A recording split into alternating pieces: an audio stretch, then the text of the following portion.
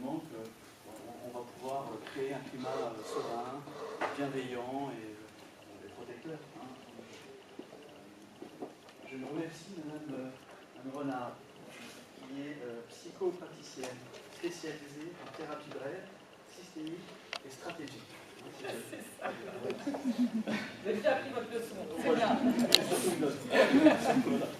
Donc, elle est particulièrement engagée dans l'accompagnement des jeunes qui sont confrontés à la souffrance scolaire et aux situations de harcèlement.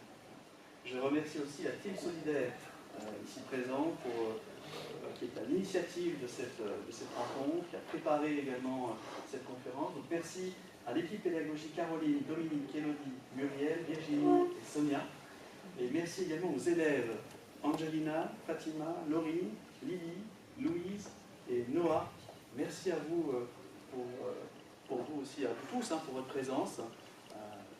Ça montre aussi finalement qu'on pourra créer, j'ai envie de dire, voilà, le climat protecteur, mais surtout de prendre soin des jeunes. Je crois que c'est ça qui est le plus important, de prendre soin de nos élèves. Donc, belle conférence à tous, et je vous laisse la parole. Merci beaucoup, merci de me recevoir, merci pour la présentation. Juste, je vais rajouter que moi, en fait, la partie thérapie brève, c'est juste une toute petite partie de ce que je fais dans la vie. Je suis consultante en entreprise, et comment je suis venue là, en fait, à aider plutôt les jeunes et les parents, parce que souvent les parents sont extrêmement démunis face à ce qui arrive par rapport à leurs ados, notamment, et leurs enfants. En fait, j'étais dans ma voiture, je revenais d'un déplacement professionnel. On était en 2019 et j'entends à la radio qu'une enfant de 13 ans s'est suicidée. Elle s'est pendue à son lit mezzanine. Et là, je me dis, moi j'avais un enfant à l'époque qui avait 13 ans, mon fils. Et je me dis, comment ça se fait qu'en 2019, on en soit encore là, en fait, qu'il y ait encore des enfants qui se suicident. Ce qui est plutôt rare, je vous rassure, heureusement, ce qui est plutôt rare. Et donc, je suis tombée par hasard, en fait, sur Emmanuel Piquet, sur une conférence d'Emmanuel Piquet, qui est spécialiste de l'école Palo Alto, donc en thérapie brève systémique et stratégique, et spécialisé dans le harcèlement. Et je l'ai vue en conférence, et je me suis dit, tiens, je vais aller négocier avec elle, savoir si elle peut me former. Donc le problème, c'est que tout le monde a pris d'assaut à la fin de la conférence. Et comme j'ai une amie, en fait, qui la connaissait bien, je me suis dit, je vais lui demander son 06, elle va me le donner, et comme ça, je vais négocier avec elle une formation, peut-être qu'elle aura un peu de temps pour me former. Et entre-temps, en fait, sur Internet, je vais sur LinkedIn, et je vois qu'il y a une promotion, la promotion numéro 12, avec des élèves que forme Emmanuel Piquet, donc une école qui s'appelle Chagrin Scolaire. Et donc je dis, chouette, elle fait des formations. Donc je me précipite en fait pour m'inscrire. Et du coup, j'ai fait 3 ans de formation pour accompagner les ados et leurs parents aussi. Parce qu'on parle beaucoup des enfants, des ados, mais je vois aussi beaucoup de parents, j'ai beaucoup d'empathie pour les parents qui sont souvent en très grande souffrance. Parce qu'ils n'arrivent pas, ils se culpabilisent, ils ont du mal à gérer cette période-là qui peut être complexe aussi pour eux. Et puis les ados les énervent, donc et la relation en fait s'abîme. Donc vraiment, d'où notre objectif en thérapie brève systémique et stratégique, c'est d'apaiser les souffrances. Et parfois, ce qui est intéressant aussi, c'est qu'on se dit que parfois les parents, il suffit de changer juste une petite chose en fait pour apaiser la relation.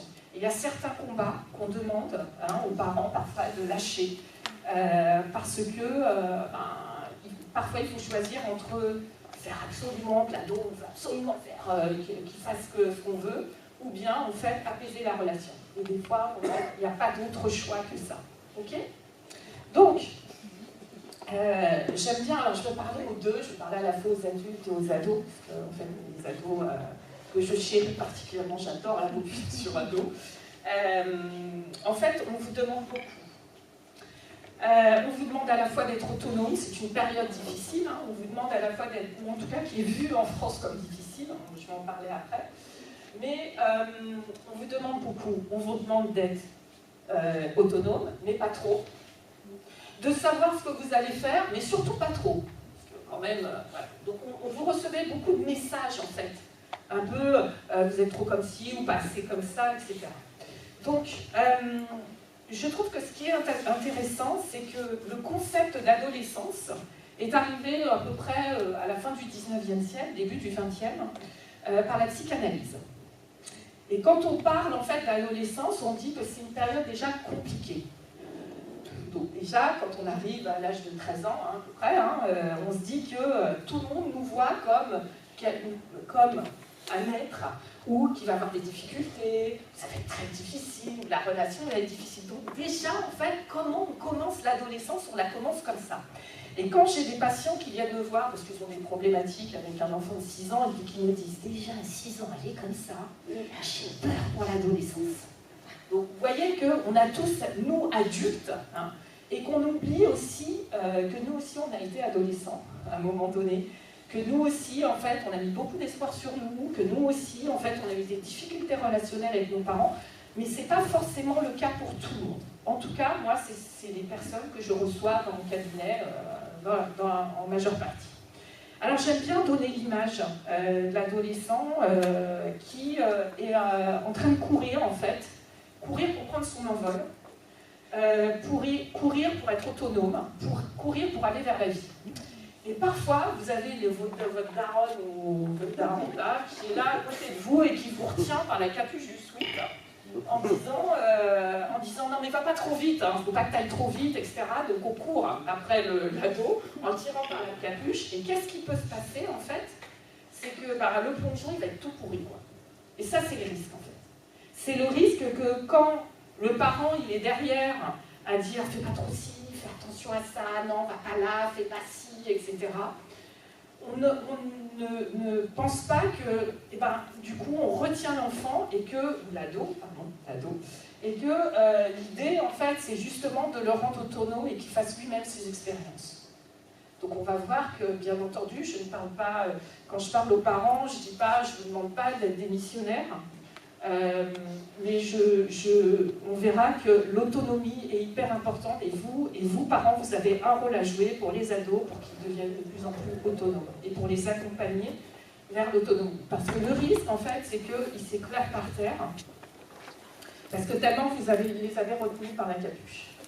Donc comme je dis, en fait, l'adolescent, l'ado d'après l'adulte, c'est un moment problématique, donc c'est pas terrible. On se dit que pour un ado de 15 ans, se dire que l'ado, c'est l'enfer, c'est l'horreur. Donc l'ado, l'adulte, c'est il ne faut rien, il est toujours sur ses réseaux sociaux, il est toujours en train de gueuler, il n'arrête pas de pleurer, elle n'arrête pas de pleurer, lui, il est toujours sur ses vidéos, etc., sur ses jeux vidéo, j'en ai ras-le-bol, etc. Donc, les personnes que je reçois en fait au cabinet sont comme ça, mais je vous rassure, il y a plein de familles où ça se passe très bien. Et il y a plein de pays où l'adolescence n'est pas un problème. Donc ça, juste ça, il faut se le dire. Et que déjà, si je vois que l'adolescence, ça va être catastrophique et que ça va être dur, là, en fait, le souci, c'est que c'est ce qui risque de se passer pour mon enfant. Donc j'aime bien aussi quand j'entends des gens qui me disent « il y a 40 ans, il fait sa crise d'ado ». Donc comme si adolescence égale crise. Pas du tout. En tout cas, moi, je ne l'ai pas vécu comme ça dans mon temps très éloigné. Donc, et bien entendu, vous, mes ados, vous voyez les darons, daronnes, super chiants, quoi, toujours en train de vous coller, surveiller, vous interdire ce que vous vouliez faire, etc. Et c'est vrai que les adultes font plein de trucs nazes. Vous faites aussi, d'ailleurs, on en reparlera tout à l'heure dans les histoires, mais vous dites que les adultes, ils font plein de trucs, ils ne comprennent absolument pas pourquoi ils font ça. Donc on va aller à la rencontre je vais vous raconter des histoires, mais d'abord, en fait, le Palo Alto, moi, c'est juste, j'aime bien donner cette image. Nous, quand on accompagne les personnes en thérapie, qu'est-ce qui se passe? C'est-à-dire que nous, on fait toujours plein de choses, pour plein de raisons différentes, parce qu'on pense que c'est bien, quand même, surtout pour nos ados, on va faire ci, on va leur interdire ça, parce que, on est là pour donner un cadre. Et plus on fait de la même chose, plus on obtient du même résultat. Donc l'idée, c'est de bien faire le distinguo, je parle vraiment aux parents, aux adultes, de faire le distinguo entre être autoritaire. Donc être autoritaire, on voit bien ce que ça donne, hein, dans les pays où il y a beaucoup d'autoritarisme, de dictature. On a envie de passer et de ne pas respecter les règles, ça donne des dissimulations, des mensonges, de la rébellion. Et peut-être même parfois de la rupture. Hein. J'ai des personnes qui arrivent au cabinet, des adultes qui sont effarés parce qu'ils n'ont plus de relation avec leurs enfants. Et puis, donc le distinguo bien à faire entre ça et faire autorité. Ce n'est pas pareil. Être autoritaire, c'est forcer quelqu'un à faire quelque chose, à l'insu de son plein gré, je dirais, parce qu'on pense que c'est bien pour lui, bien sûr. Hein. Et faire autorité, c'est juste avoir un cadre. Mais aussi laisser de l'autonomie pour que notre enfant apprenne. Nous, adultes, en fait, nous, parents, nous ne sommes pas là pour nous mettre entre notre enfant et le monde. On est là pour se mettre à côté, pour les accompagner. S'il y a un souci, on est là. Et quand j'ai quelqu'un qui fait autorité, un adulte qui fait autorité, eh ben, l'ado aura plutôt envie de me parler, même s'il a fait des grosses conneries, voilà, il aura plutôt envie de me parler, parce qu'il sait qu'il ne sera pas jugé. Ici, il sait qu'on ne va pas lui interdire ça parce qu'il a fait ci ou ça. Donc de vraiment faire la différence entre être autoritaire et faire autorité. Donc nous, ce qu'on fait en fait en thérapie brève systémique et stratégique, c'est que on fait le parent descendre de sa roue, ou l'ado, hein. Je vous raconterai des histoires tout à l'heure, ou l'ado sortir de sa roue, et de regarder et de se dire, tiens, ce qui pourrait être intéressant, au lieu de tourner dans le même sens, c'est de faire le sens contraire. Nous, et de tourner dans le sens contraire et de faire complètement différemment pour avoir un résultat différent. C'est ce que nous appelons le 180 degrés. Alors des fois, vous allez me dire, c'est bizarre. Hein. Des fois, je fais faire des choses aux gens. Il faut vraiment qu'ils aient confiance en moi. On me dit, vous êtes sûr? Je dis, oui, je suis sûre. Parce que ce que vous avez fait, en fait, vous voyez bien que ça ne fonctionne pas. Donc on va faire complètement différemment pour que vous ayez le résultat escompté. Donc aujourd'hui, en fait, on va aller... Je vais vous raconter des histoires. Je vais vous raconter 4 histoires. On va aller à la découverte de l'histoire de Romain, de Zélie, de Diego et de Lucie. Et vous allez voir, donc il y a du harcèlement, mais il n'y a pas que.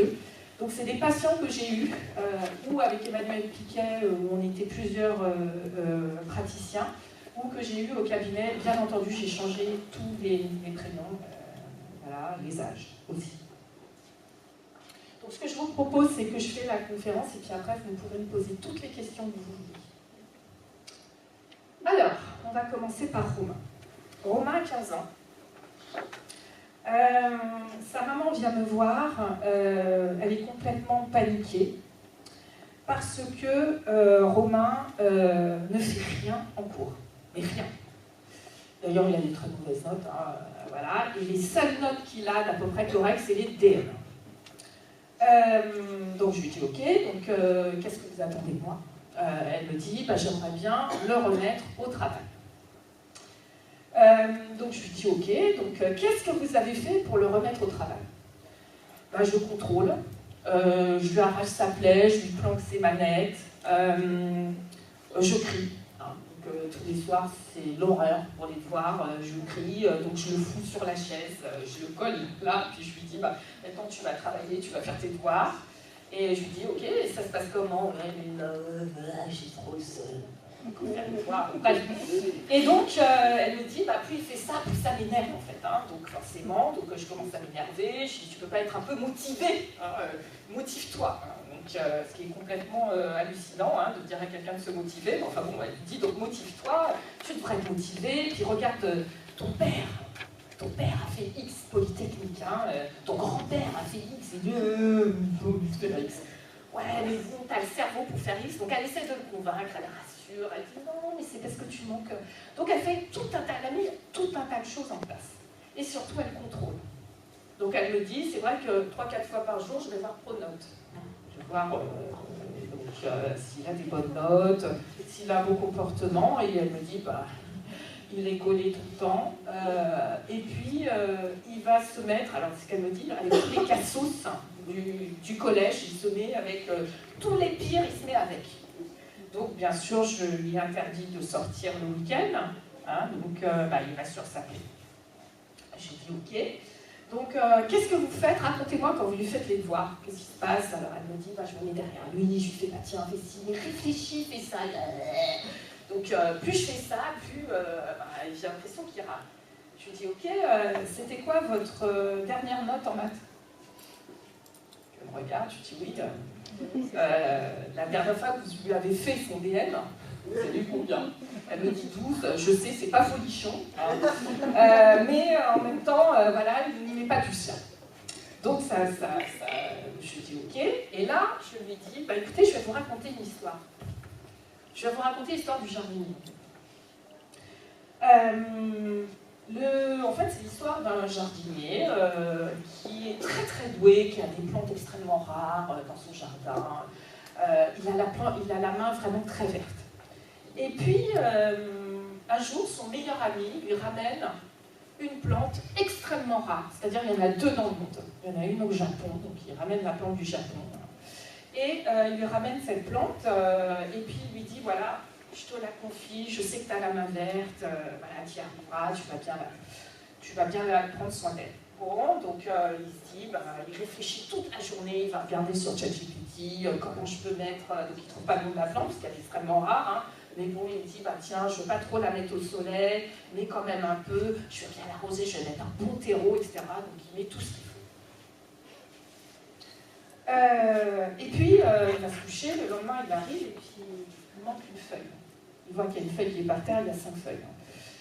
Sur la plante, il dit, mince, qu'est-ce que j'ai fait? J'ai peut-être mal fait, je n'ai peut-être pas assez arrosé. Donc il l'arrose. Il va chercher une petite enceinte, parce qu'il a vu sur ChatGPT que les plantes aiment bien la musique, donc il met du Mozart à côté, en lui disant, voilà, puis il reste à côté d'elle, etc. Il parle, hein, parce que parler une plante, c'est important. Hein. Et puis il va se coucher. Il revient le lendemain, toutes les feuilles sont tombées. Toutes. Donc là, il se dit, elle est en train de crever, hein, en fait, ma plante, oui, en effet. Et il a entendu parler d'un botaniste qui est très très bon dans le village d'à côté, et donc il va le voir, enfin il l'appelle, et le type dit, oui, j'ai de la dispo aujourd'hui, j'arrive.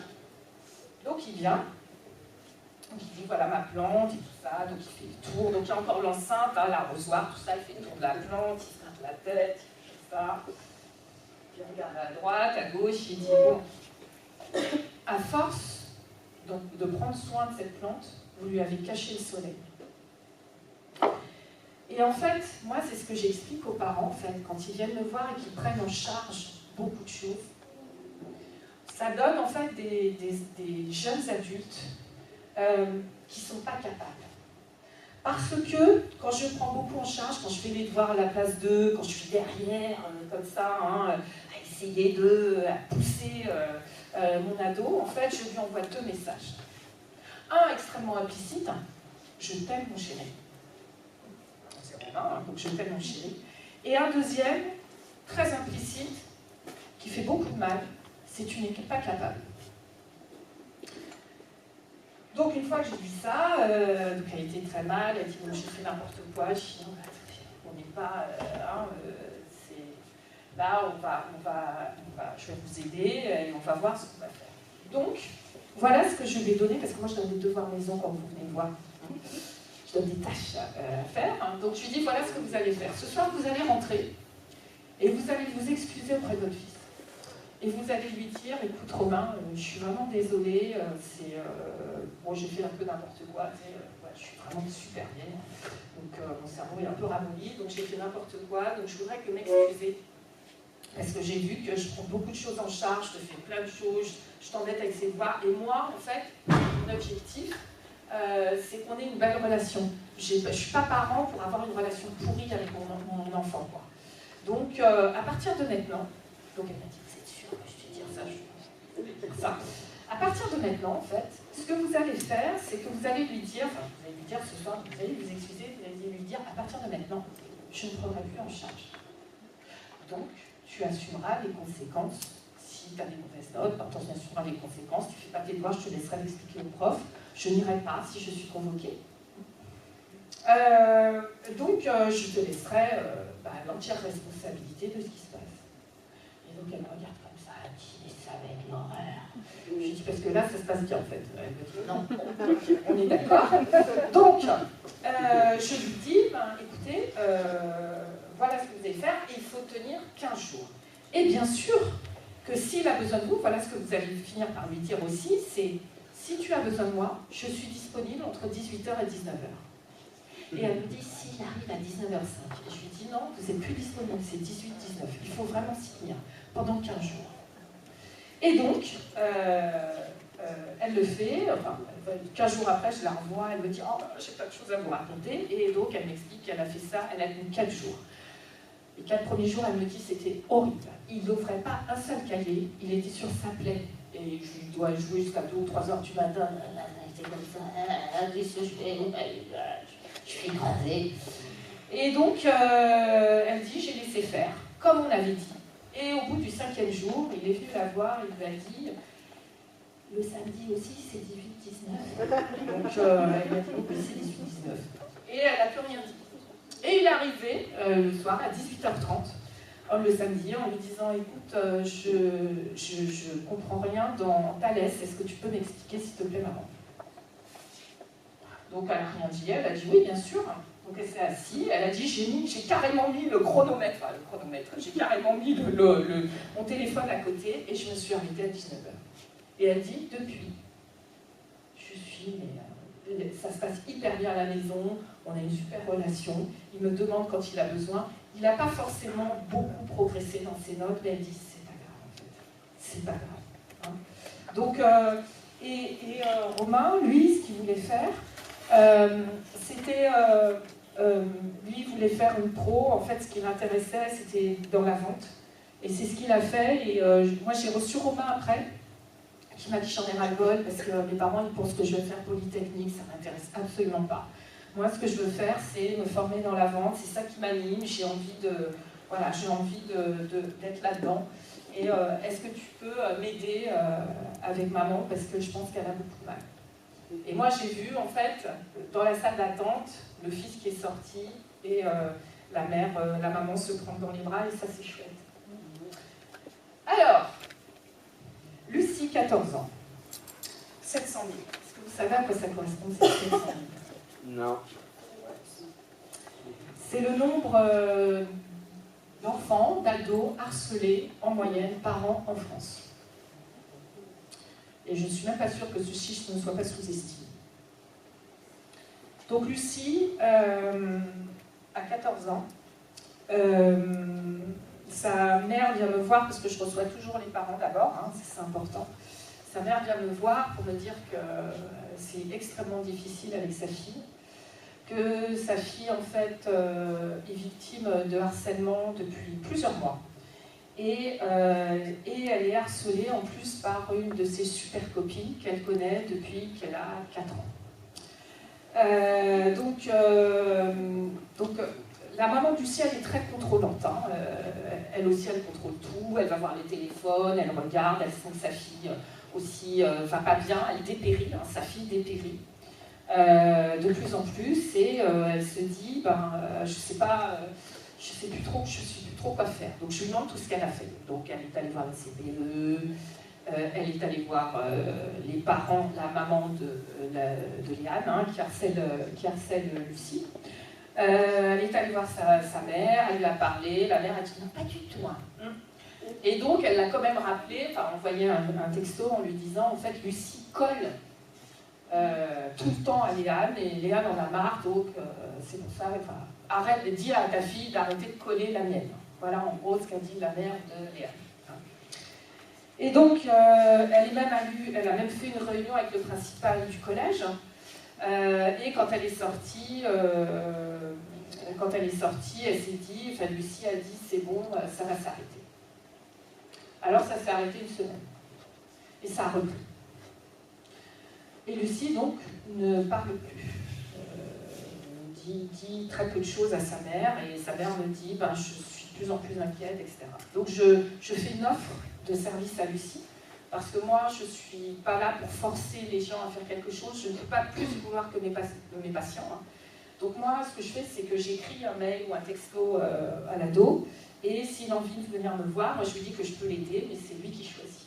Parce que comme il y a plein de choses pourries qui ont été faites, et que ça l'a fragilisé probablement, en fait, donc je ne veux pas en rajouter, donc je lui propose, et en général, dans 99% des cas, ils acceptent de me voir.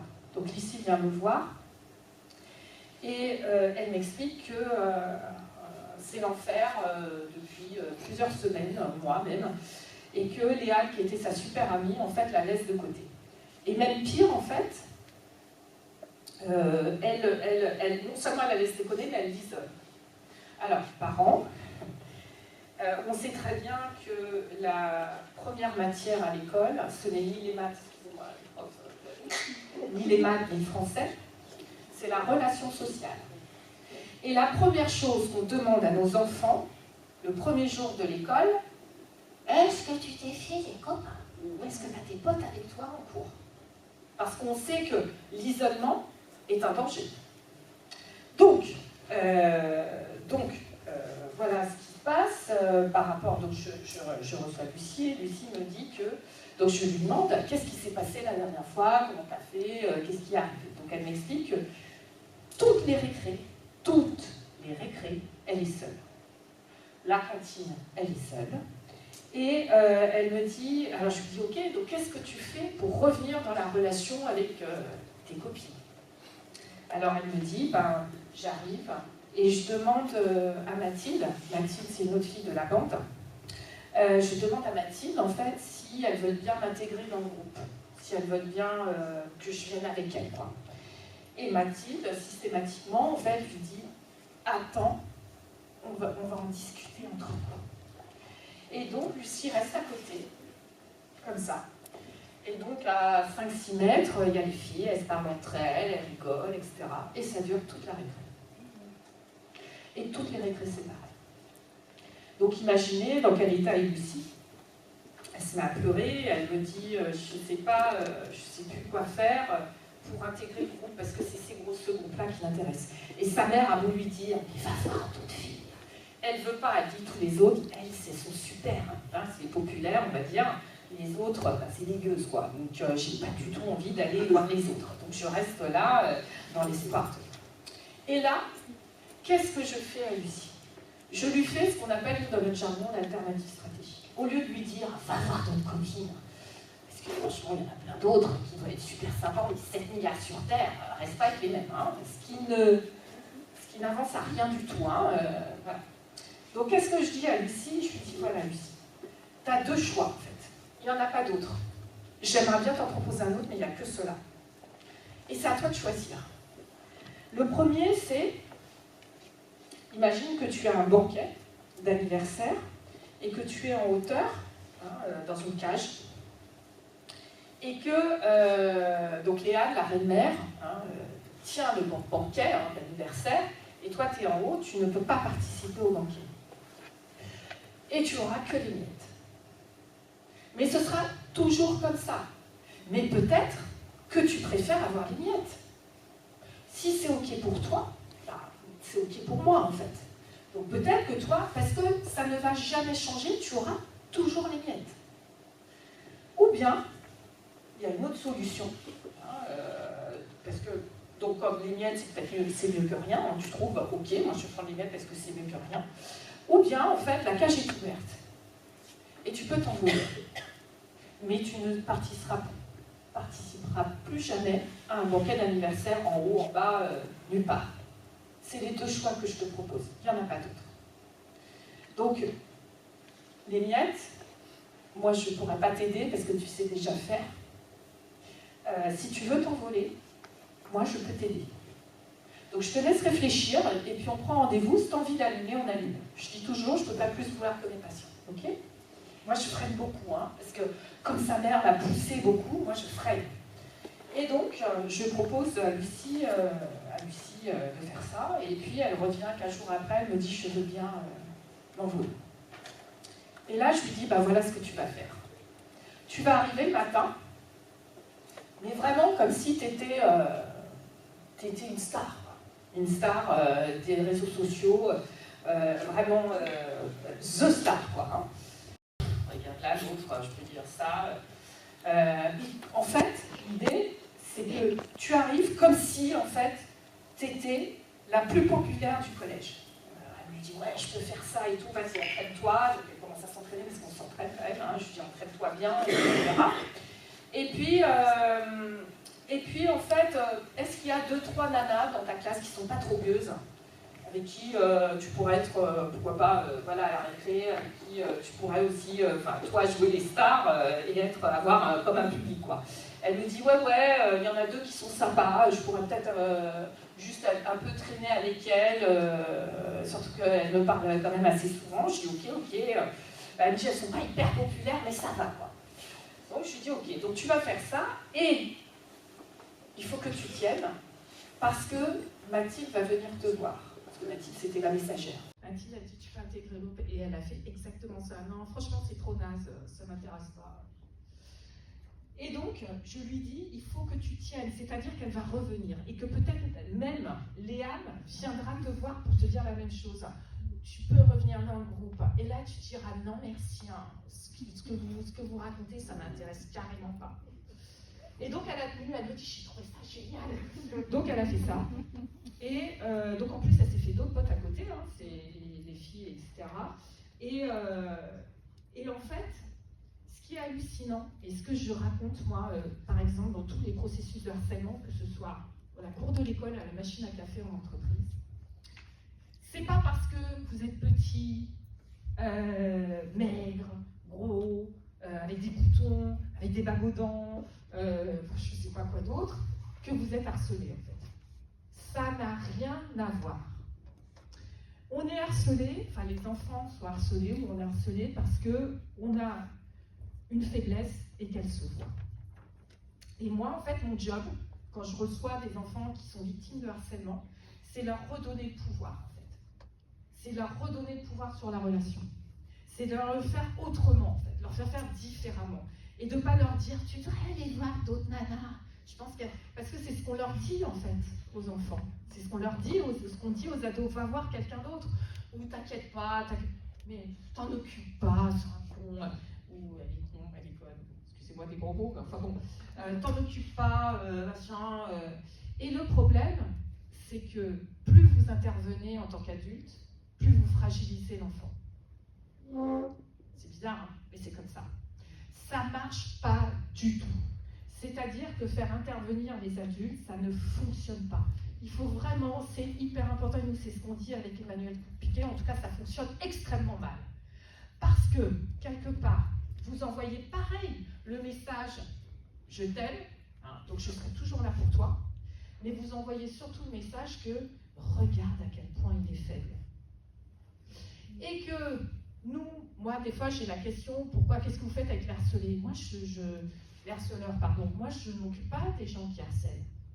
Parce qu'eux, ils ont un côté, il y a un côté jouissif en fait dans le harcèlement pour certains ados, certains enfants. Parce que, en fait, mobiliser les adultes, surtout au collège et au lycée, mobiliser les adultes, ça rend encore plus puissant. Donc moi, je m'occupe et je travaille avec les gens qui souffrent. Et on a d'excellents résultats, vraiment excellents résultats. Alors, je vais vous raconter Diego. Donc Diego se prend beaucoup la tête avec son père. Son père n'en peut plus, il vient le voir, c'est l'horreur. Diego a 17 ans, il ne fout rien, comme il dit, il ne fout rien à la maison.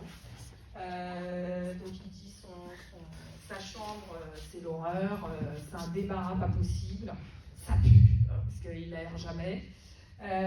Ses fringues, il arrive, il balance tout en fait pour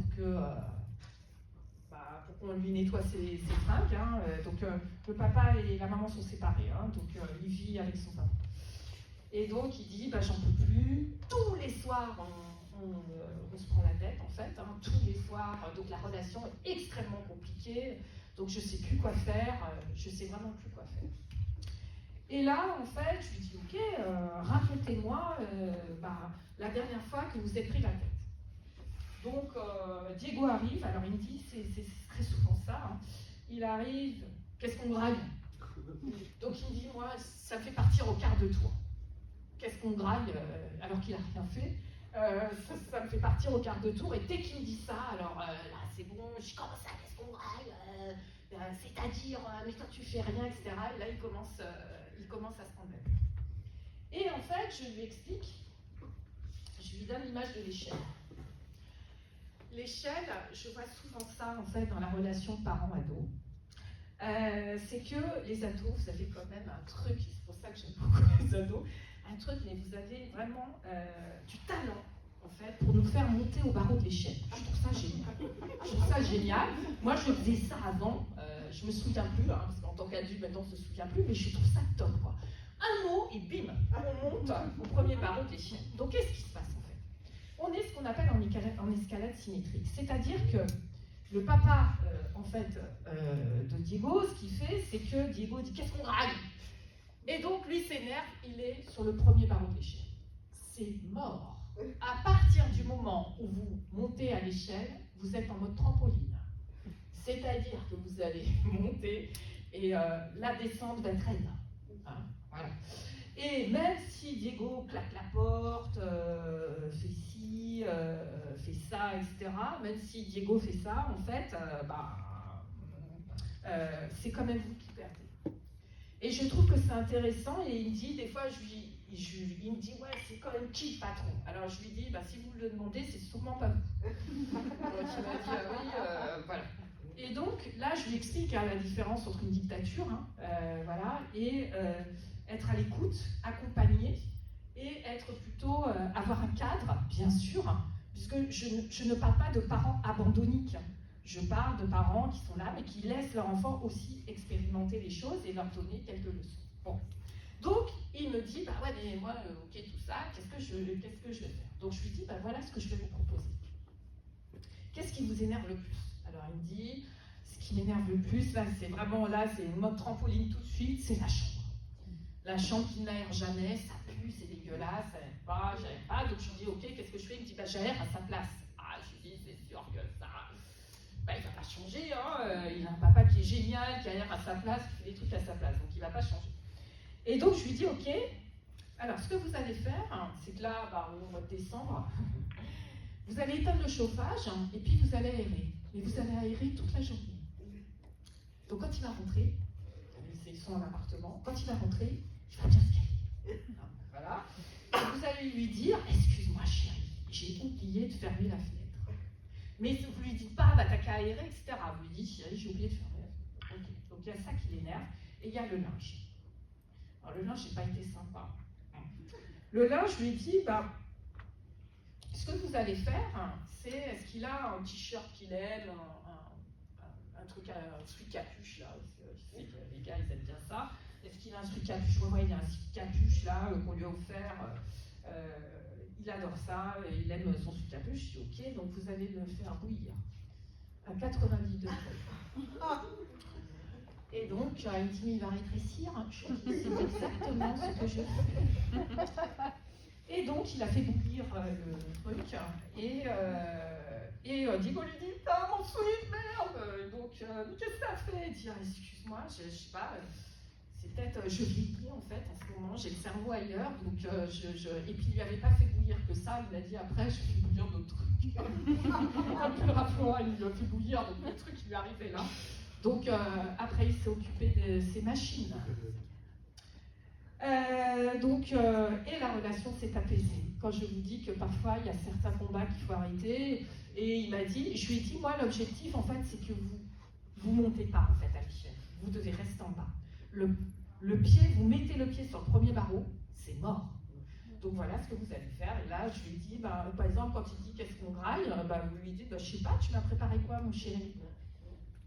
Donc voilà, quand vous l'appelez 7 fois pour venir à table, 7 fois au minimum, ça l'énervait aussi, 7 fois au minimum, ce que vous allez faire, c'est que vous allez préparer à manger, donc de la viande rouge et des patates, des pâtes, ce qu'il aime, quoi. Et vous allez l'appeler très doucement, à table. et vous allez préparer presque que pour vous, une petite portion, donc vous allez manger, hein, et puis il va arriver à 7h30, qu'est-ce qu'il y a, Graille? Oh, mais je t'ai appelé, mon chéri. Je pense, excuse-moi, je pensais, il dit c'est tout ce qui reste. Je pensais que tu n'avais pas faim. Et donc, du coup, après, il a le lendemain, et je lui ai dit, je peux vous assurer que le lendemain, il sera là à 19h, il mettra la table. Et c'est exactement ce qui s'est passé. Alors, j'ai aussi reçu Diego. J'ai reçu aussi Diego au cabinet. Diego n'en pouvait plus, en fait. Bon, lui, il avait surtout un problème avec sa maman. Qui contrôlait tout, qui lui laissait rien faire, donc qu'il avait un week-end sur 2, mais du coup, en fait, elle voulait le garder pour elle. Et lui, il me dit, moi j'ai une copine, j'ai des potes, j'ai envie de sortir, et je suis obligée de rester là, quoi. Donc, je lui dis, ok, et qu'est-ce que tu lui dis? Il dit, ouais, moi, je lui dis, mais tous mes potes et tout, leurs mères, elles sont trop cool. Elle les laisse sortir, ils font un peu ce qu'ils veulent, il y a machin qui a une voiture et tout. Je dis d'accord, bon, on va pas faire comme ça.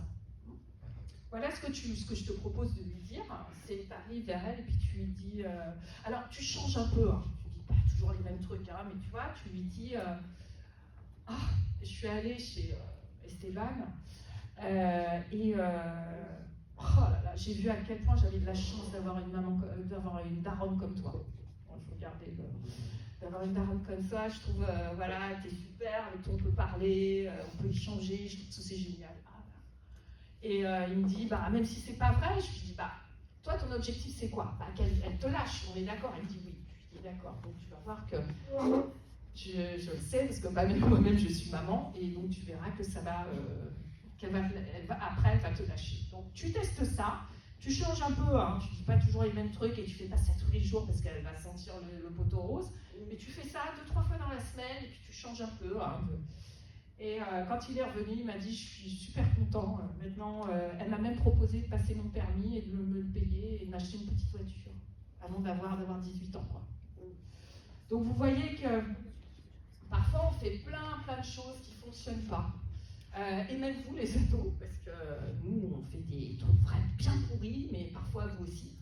Donc il n'y a pas de raison. Hein. Et donc parfois, juste de se poser, de se dire tiens, qu'est-ce que je pourrais faire de différent? On va aller voir Zélie. Zélie a 15 ans. Sa maman vient me voir parce que Zélie se scarifie. Depuis, en tout cas, elle s'en est aperçue depuis quelques jours. Donc, elle est complètement paniquée. Ça fait beaucoup paniquer la scarification chez les parents, hein, surtout chez les mamans. Et elle s'en est aperçue, elle a vu des mouchoirs pleins de sang dans la poubelle de sa fille, dans la chambre. Elle lui a demandé c'était quoi ce sang, et Zélie lui répond j'ai saigné du nez. Elle dit, non, t'as vachement saigné, mais t'as saigné quand? Tout à l'heure, là, ouais, je sais pas, je dois être fatiguée. Okay.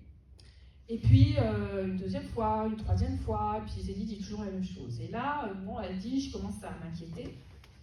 Et jusqu'au jour où elle va dans le banque pour nettoyer ses affaires, et elle voit sur un chemisier blanc taché de sang au niveau des bras.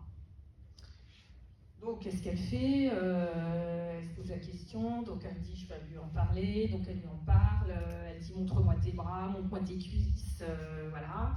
Et qu'est-ce qui se passe? En fait, Zélie se renferme complètement.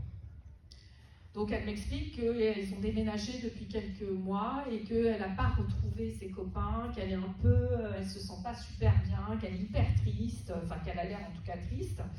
Et elle me dit, puis j'ai fait un truc, je ne suis pas très fière de moi. Je suis allée lire son journal intime. Je suis allée lire son journal intime parce que je suis très inquiète. Et donc j'ai vu qu'elle était triste.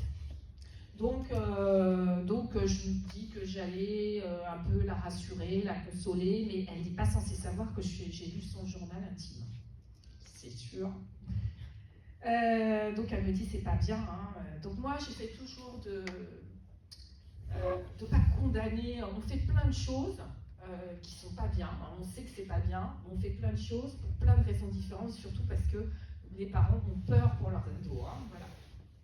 Je dis ok, je vais recevoir Zélie. Donc je reçois Zélie, je ne lui parle absolument pas de ses scarifications, etc. Je ne parle de rien. Moi, je voudrais savoir pourquoi elle vient me voir. Je ne sais pas, elle a accepté de venir me voir, mais je laisse le truc ouvert. Je lui dis, petite scarifie, je ne dis rien. Et donc là, elle me parle pas du tout de ses scarifications, zéro. Et elle me dit, ouais, je ne vais pas bien du tout, je suis hyper triste en fait, enfin, je suis hyper mal. Et je lui dis, ok, raconte-moi. Elle me dit, j'ai déménagé.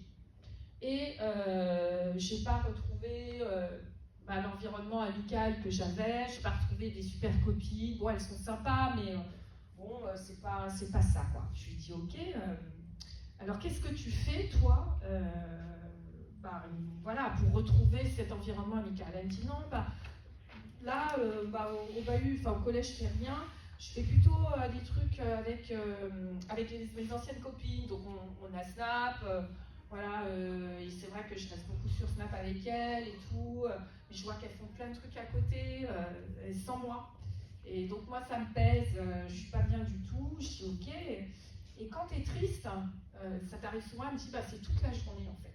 C'est tout le temps, je suis hyper triste. Des fois je vais m'enfermer dans les toilettes du collège pour pleurer. Et je lui dis, ok, Eti, des fois, j'arrive même pas à sortir, j'ai vraiment du mal, quoi. Je lui dis, ok. Et qu'est-ce que tu fais, en fait, pour arrêter d'être triste? Elle me dit, j'aimerais bien arrêter d'être triste. Qu'est-ce que tu fais? Elle me dit, ça marche pas bien, en fait. J'essaie de réfléchir à autre chose, j'écoute de la musique, j'écris sur mon journal intime, etc. J'essaie de pas trop y penser, quoi. Et c'est bien le problème. Quand on a des émotions, en fait, le fait même d'essayer de les retenir, ça ne fonctionne pas. Ça fait qu'empirer. Donc je lui donne, en fait, je lui dis, tu vois, c'est comme si tu étais comme si tu étais chez toi et que tu étais devant la porte et que tu avais envie de faire rentrer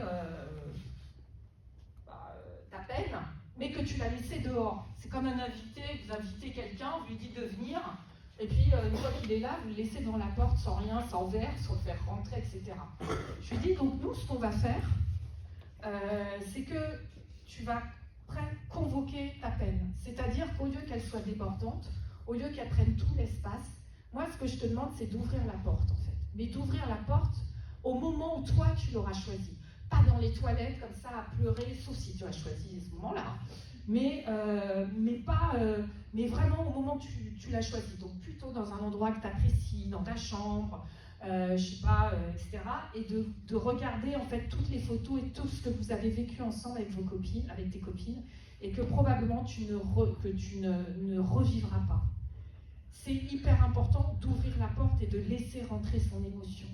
Parce que plus tu vas essayer de la contrôler, plus tu la contrôles, plus elle augmente. C'est très très important ça. Et nous, parents, on a vraiment un rôle à jouer. Par exemple, quand on a des enfants qui arrivent, qui sont vraiment mal, parce que ça s'est pas passé bien, où il y a eu ci, ou il y a eu ça, on lui dire c'est pas grave. Parce qu'on a envie de dire c'est pas grave, jamais. Dites, moi, ce que je peux te faire, c'est un câlin, t'as besoin de quoi, chouchou, je sais pas, mon chéri, moi, viens, je te fais un câlin. Et c'est normal que tu sois mal, en fait. C'est normal que tu sois triste, parce que t'attendais plein de choses, et c'est hyper normal. Donc, normaliser, en fait, c'est hyper important de normaliser l'émotion. Et en fait, Zélie a arrêté de se scarifier. Elle ne m'a jamais parlé de scarification. Jamais. Et je ne lui en ai pas parlé. J'avais mis le chat aussi parce que, en fait, sa maman, elle essayait à chaque fois de lui dire « Qu'est-ce qu'il y a? Raconte-moi, mais dis-moi, mais etc. » Et puis, en fait, Zélie se fermait totalement. Donc, ce que j'ai dit, en fait, à sa maman, à Virginie, je lui ai dit c'est comme si vous aviez un chaton et que vous essayiez à chaque fois de le caresser et qu'il vous griffait ou vous mordait, etc.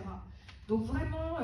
dites-lui que vous êtes là pour elle, c'est tout, et que le jour où elle a besoin de vous parler, vous serez là, elle aura une oreille attentive. Donc, je trouve que je voudrais parler des filles, parce que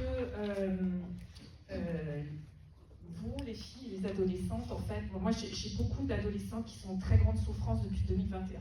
Je ne sais pas pourquoi, c'est comme ça. Les taux de suicide, de tentatives de suicide, hein, pas de suicide, de tentatives de suicide ont explosé chez les filles depuis 2021. De 14 à 18 ans. Chez les garçons, c'est stable. C'est stable. Donc, on explique ça aussi. Alors, c'est pas la seule explication. Mais en fait, nous, ce qu'on s'aperçoit au cabinet, on en parle beaucoup avec Emmanuel Piquet, on s'aperçoit que les filles, en fait, maintenant, depuis ces années-là, en fait, la seule façon qu'elles ont d'être au monde et de se sentir reconnues par leur père, leur pote, hein, P-A-I-R-S, par leur père, en fait, c'est pratiquement de se sentir mal. Et moi, j'ai beaucoup de filles comme ça, que je reçois au cabinet, hein, qui sont mal, qui se scarifient, qui ont aussi des gros problèmes de troubles alimentaires, etc. Et je pense, oui, je veux bien. Et je pense que ce n'est pas conscient en fait. Ce n'est pas conscient du tout. Donc en tout cas, c'est ce que nous on voit au cabinet. Ce qu'on voit, c'est beaucoup de jeunes filles de 14 à 18 ans, parce que les filles, on leur demande quand même aussi beaucoup de choses, et je trouve beaucoup plus qu'aux garçons. Elles doivent être bien habillées, mais pas trop, parce qu'il ne faut pas que ça fasse trop. Voilà. Il faut qu'elles soient intelligentes, hein, mais pas trop, parce que, bon, voilà, être trop intelligente quand même, voilà. Donc on leur demande beaucoup de choses. Il faut qu'elles se tiennent bien, il faut qu'elles fassent attention, etc. Donc il y a plein de messages qu'on leur envoie, en fait. C'est hyper difficile de commencer sa vie d'adulte avec des messages comme ça, qui sont des injonctions, en fait. Ce que moi, nous, on appelle des injonctions. Fais ci, mais pas trop, fais ça, mais pas trop, sois comme ci, mais pas trop. Alors, je vais terminer là, mais je voudrais terminer par ça. Je trouve que mes ados, je vous tire mon chapeau, parce que je pense que c'est hyper difficile d'être ado, très difficile d'être ado maintenant. Je trouve que c'est plus difficile que à mon époque de 1912. Non, voilà, c'est très difficile d'être ado parce qu'il y a beaucoup de pression sociale, il y a beaucoup de choses en fait qu'on vous demande. Il y a beaucoup aussi de nébuleuses sur l'avenir, hein, avec voilà, toutes les technologies, etc. Et je trouve que c'est comme si on vous demandait quelque part de conduire avec un airbag en permanence.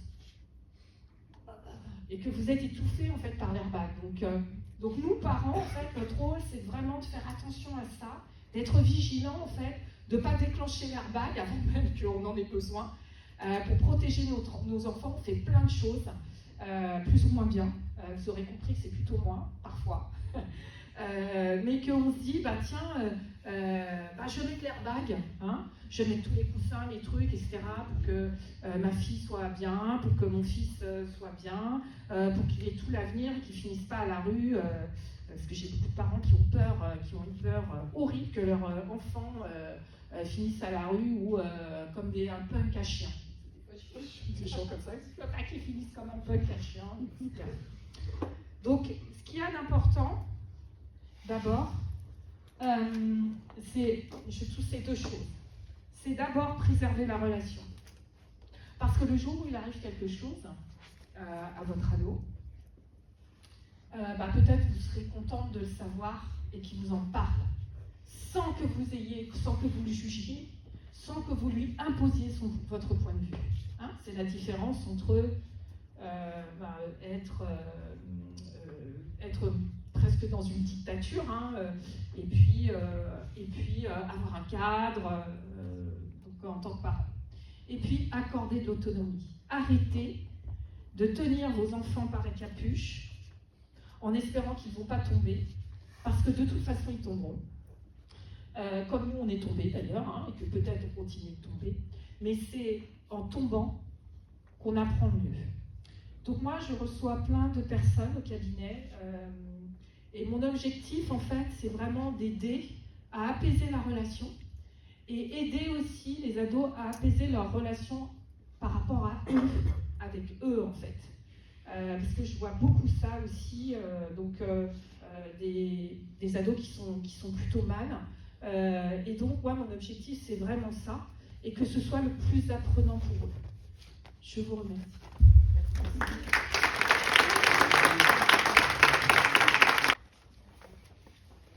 Il suffit qu'il y en ait un qui commence, et puis après, il y aura plein de questions, je pense, enfin j'espère, à moins que ce soit vraiment tout clair. Oui, alors quand vous dites que l'adulte ne doit pas intervenir en cas de harcèlement, moi j'ai en tant que prof, j'ai un truc qui m'obsède, parce que je ne pas dans ce niveau-là, c'est quand on entend des témoignages de parents qui ont un enfant qui est harcelé et qui disent les profs voyaient bien, ils n'ont rien fait, la direction n'a rien fait. Voilà, j'aimerais savoir votre point de vue par rapport à ça, parce que du coup si on n'intervient pas, oui on n'a rien fait. Enfin, en tout cas, en fait, ne pas intervenir, ça ne veut pas dire ne rien faire. Je voudrais être claire là-dessus. Bien entendu, je ne vous demande pas d'être abandonnique, ça c'est hyper important. Mais je préfère, en fait, intervenir, c'est-à-dire que faire des réunions, convoquer les parents, l'élève, ça ne sert à rien, ça empire la situation. Il faut vraiment, dans 95% des cas, ça marche très mal, en fait, d'intervenir. Donc moi, ce que je propose, c'est pas d'intervenir dans la relation, c'est d'aider plutôt l'ado ou l'enfant à trouver des parades, nous ce qu'on appelle des flèches défensives en systémie, des flèches défensives pour l'aider en fait à changer de posture. Je ne travaille pas avec les enfants, les harceleurs, comme j'ai expliqué pourquoi. Mais l'idée, en fait, c'est de discuter avec lui et d'avoir cet espace de parole-là. Ok, qu'est-ce que tu as fait? Tout ce que tu as fait, je lui dis d'arrêter. Bon, apparemment, ça ne fonctionne pas, puisque si tu es là... Donc, c'est quoi le contraire d'arrêter? C'est continue. Oui, d'accord. Je lui dis, je ne vais quand même pas lui dire de continuer. Non, on ne va pas le faire comme ça. Mais, en fait, le truc, c'est que quand tu lui dis arrête, s'il n'arrête pas, il n'y a pas de conséquences. Et moi, en fait, ce que je dis, c'est continue, mais si tu continues, il y aura des conséquences. Et les conséquences, c'est, moi j'ai plein d'exemples de jeunes filles qui viennent me voir et qui sont harcelées par des gars, et je leur dis, voilà ce que tu vas faire, par exemple. Tu vas leur dire, je t'ai déjà dit non, que je ne voulais pas sortir avec toi. Combien de fois je vais te le dire? Et tu dis ça devant tout le monde. Donc elle me dit, mais c'est pas vrai, j'ai pas du tout envie, mais moi je pense qu'il n'est pas amoureux de moi, on s'en fiche en fait. L'idée c'est que tu changes de posture. Après je ne force pas, je peux retrouver d'autres flèches, je ne force pas les patients à faire ce qu'ils n'ont pas envie de faire. Donc on co-construit les flèches en fait. Donc l'idée c'est ça, c'est ok d'intervenir, mais pas dans la relation, d'intervenir pour aider l'enfant qui est victime de harcèlement. Sauf que ça c'est une formation de 3 ans pour accompagner. Non, moi j'accompagne, mais vous pouvez aussi, vous avez une cellule, vous pouvez aussi travailler entre vous sur des flèches. Moi je peux aussi vous aider, travailler sur des flèches défensives en fait. Mais tout ça c'est très systémique, donc ça dépendra du contexte, des acteurs, etc. Je ne peux pas vous coller un truc en disant tiens, ça a marché pour Zélie, tiens, tu as qu'à mettre ça pour Lucie, quoi. Ça ne marche pas du tout comme ça. C'est pour ça que je pose beaucoup de questions, en fait, pour savoir ce qui a été fait, qu'est-ce qui s'est passé, ce qu'ont fait les gens, le harceleur, par exemple, les savants, parce qu'il est rarement tout seul. Donc non, vous n'êtes pas obligé. Il y a un super bouquin qui est de Emmanuelle Piquet, qui s'appelle Faire face au harcèlement, où elle explique comment elle construit des flèches. Donc il y a des BD, etc. Mais vraiment, vous pouvez aussi aller regarder. Je sais que certains d'entre vous sont allés long, c'est intéressant d'aller voir, mais c'est de faire autrement. Et de redonner le pouvoir à l'enfant, en fait. Parce que lui, il est capable de se défendre tout seul. Il a juste besoin d'aide. J'attendais la question. C'est quoi la posture? Parce que c'est quand même assez angoissant, les réseaux. Alors l'idée, c'est comme ça, c'est-à-dire de laisser faire, tout encadrant. C'est quoi? Moi, je trouve qu'il y a plein de choses qui sont bien dans les réseaux. Donc, on diabolise. Moi, j'ai des enfants qui viennent, des ados, J'en ai eu 2-3 cette dernière année. Ils sont venus, ils veulent changer de sexe. Et en fait, ils ont trouvé beaucoup de réconfort dans les réseaux sociaux. Donc il n'y a pas que on ne jette pas le bébé l'eau du bain, quoi. Je veux dire, il y a aussi des choses qui sont hyper apprenantes dans les réseaux sociaux, etc. Moi, ce qui m'inquiète plutôt dans les réseaux sociaux, que je trouve très utile, mais ce qui m'inquiète, c'est que pour certains ados, ça a remplacé la relation avec leurs parents. Et que c'est quand même nous aussi qui mettons le téléphone dans les mains de nos enfants. Hein. Et après, c'est vrai qu'on se plaint qu'ils sont trop sur leur téléphone.